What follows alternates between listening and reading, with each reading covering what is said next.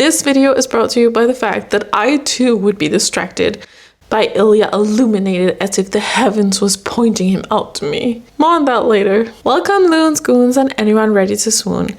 I'm Zara and I love to talk about TV and movies and all things romance, so that is what we're doing here. I'm currently melting my brain with Heated Rivalry, so we are diving deep into it, going scene by scene. If you're unfamiliar with the show, it follows Shane and Ilya, professional hockey players being rivals on the ice but secretly falling in love off it. And if you're unfamiliar with the show, please go watch it. There's so much love and passion put into this, and it's only really possible to get all the amazingness of it out if you actually sit down and actually experience it. And then it will consume your every waking moment. So this is my plea for you to get into the obsession.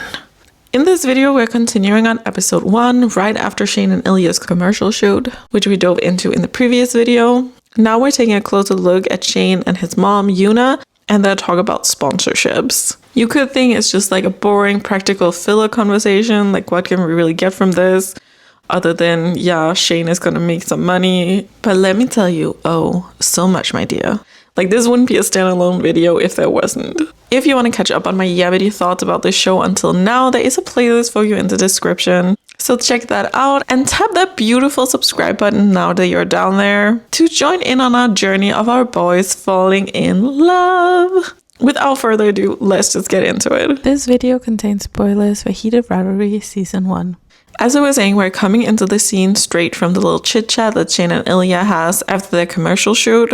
And Shane being called away by the director, like he literally just calls Shane, presumably to shoot his solo part, but we don't get to see what this is. No. We go straight into Shane and Yuna's conversation. And very interesting, the first thing we hear Yuna say is also Shane. Immediately followed by the director calling Shane. It gives this Shane, like he's being called by multiple people, getting pulled in multiple directions. At least that's how I'm interpreting it. Like, so many people want something from him, wanting to perform in a way, like the director wanting him to perform in the commercial, and Yuna is setting him up to like perform for the sponsors to get into the sponsorship deals, and how we later see on how he's like performing in all these commercials. Not that I'm saying like anything negative about Yuna or like her intentions with like getting him in all of these commercials and sponsorships and so on, but just like that it shows how Shane is being pulled like all around and have to put up this like professional front for so many people in so many different ways and aspects of his life, I guess you can say. Like, I know there is a lot of people that gives like Yuna like a hard time with how much of a Momager she is, how she's like putting the hockey first or whatever and Shane's image first, but I also see how she's like trying to just further his like affluent, is that how you say it? Like sort of like his social power. How we were seeing in the draft scene, like that Shane doesn't really have a lot of power in relation to like facing like racism and microaggressions and things like this, not being able to speak out, or if there were to be something that Shane wanted to speak out on, he couldn't really in that moment. But like making him to like sort of like a brand and like a very recognizable person. She's sort of like elevating his status, and by that also elevating like the power within this world that he has. I said it is that there is a need for Shane to become this brand in order to have more security if he possibly needed to speak out on things or behaviors, and securing himself as a player that his team can't just get rid of. Something that I also really would love to like dive more into. As I talked about previously in one of the videos, I really want to like do like a deep dive on Alexei, Ilya's brother, because I feel like there is a lot of interest there, and like why is he behaving the way he does.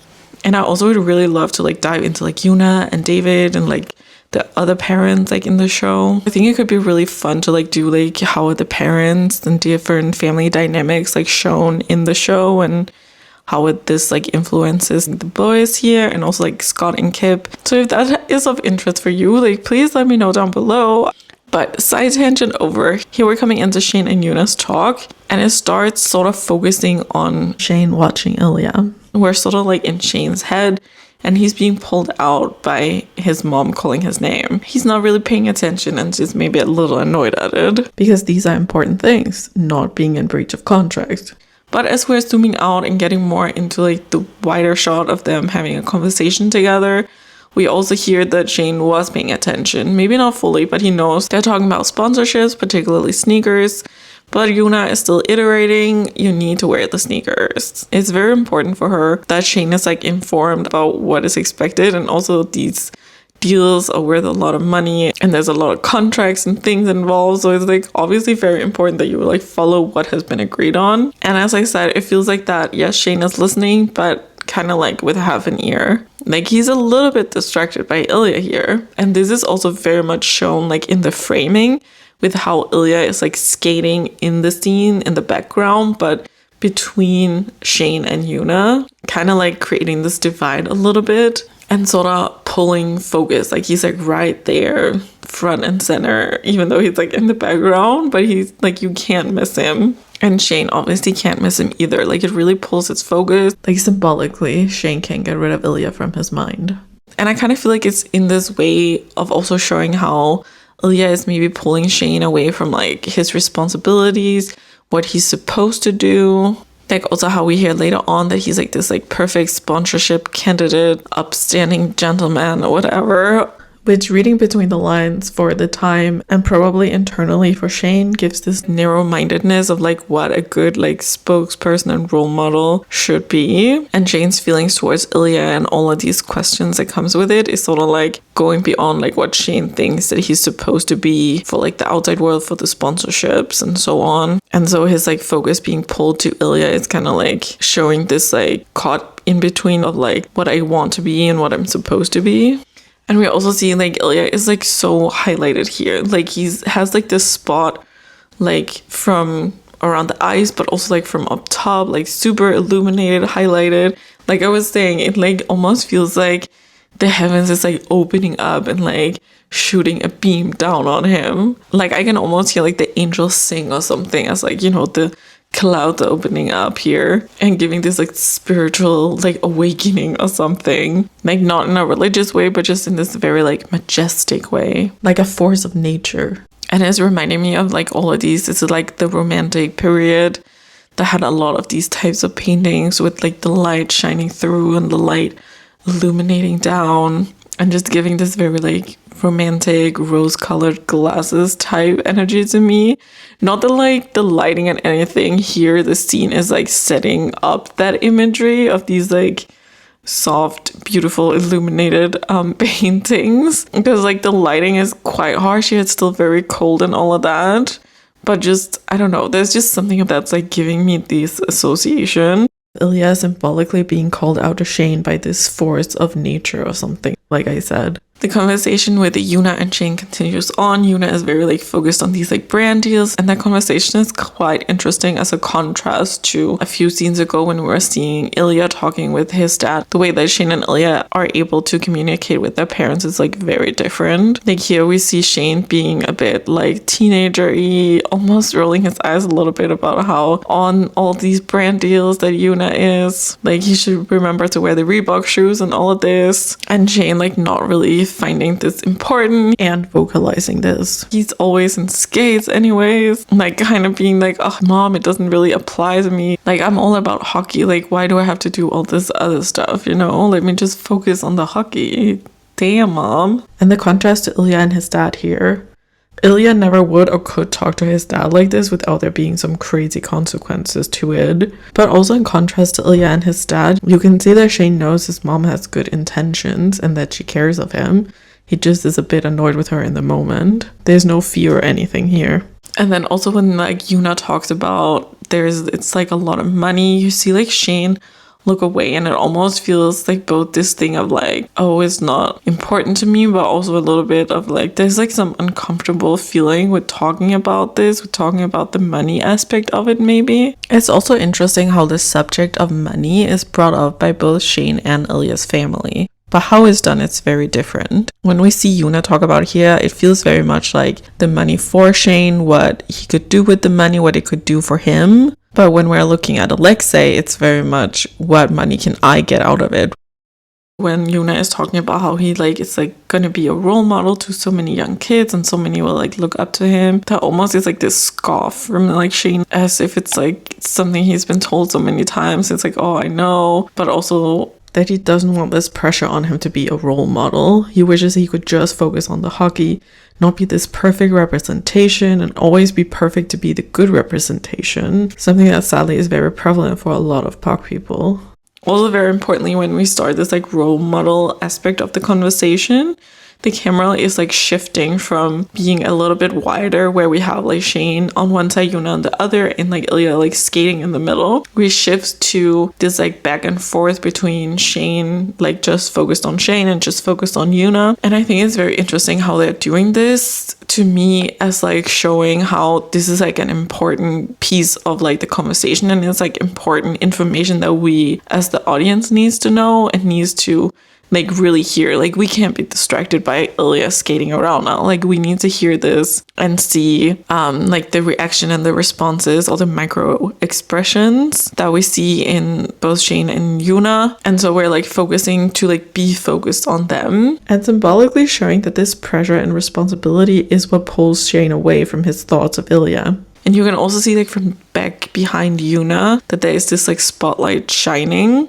And obviously it's like the spotlight that's going down to Ilya to illuminate Ilya up from the heavens, right? But also in this shot, like how it's framed here, how Shane is positioned. Almost it's like the spotlight going into his face. And especially when we have them talking about Shane being a role model and so many people are looking up to him. There's not a lot of players that look like him here. This is when like the spotlight like fully like comes into his face. And to me, like showing how Shane is like in the spotlight, especially like in this aspect, but like obviously in general, we need to remember Shane is in the spotlight. He has the pressure of being in the spotlight.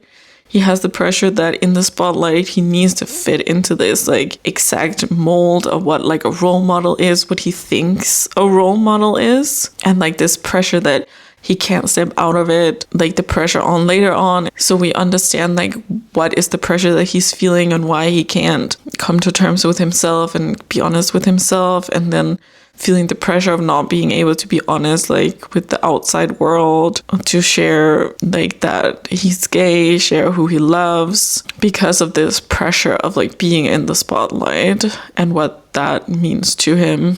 I know that this symbol of the spotlight coming down on Shane is kind of like a smaller thing here. It's shown like very briefly, but I just think it's like such an like impactful symbol of the pressure that he has on him.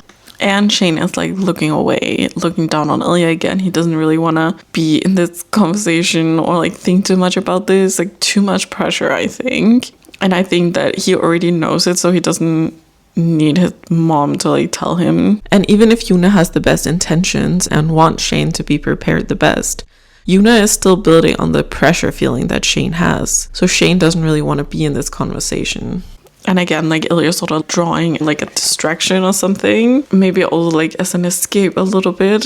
And the camera goes back out to the wide where we see Shane on one side, Yuna on the other, and Ilya like skating, and distraction in the middle of it, which I also think is like quite important for like how we jump into the next scene, the shower scene, to like set up that Ilya is like already on Shane's mind when we switch into the shower scene, where the focus is on Shane and then Ilya like coming into that space. But we already know where Shane's mind is at in that scene, and why he maybe also is like surprised, like, oh shit, Ilya is here.